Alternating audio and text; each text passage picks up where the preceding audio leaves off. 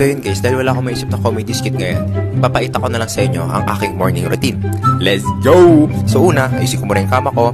Katapos nun, kakain na tayo. Wait, hindi ba? Ano yun? Nandyan ho ba si King? Bakit to? Akong ina niya.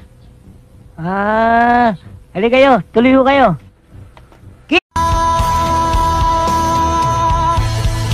Kung saan na kita hinahanap, pinanuwalan ng gana. Kung dumating ang araw na di na maalala ng iyong mata ang aking mukha, mahal, wag ang malapit na ang Pasko, si Ninong at Ninang magtatago na naman. Nasaan yung pamasko ko? Ang